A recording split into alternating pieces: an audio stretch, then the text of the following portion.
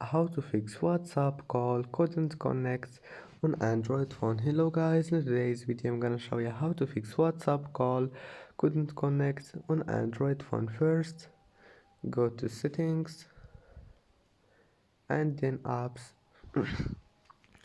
and now click apps again, and here go to WhatsApp and go to storage and then clear cache, and go to permissions, enable all of those here: WhatsApp, storage, allow, and then phone, allow and allow all of those. And if that doesn't fix your problem, go to WhatsApp and go to these 3 points here and in settings, and now go to storage and data, and that's it. Go enable this one, useless data for calls.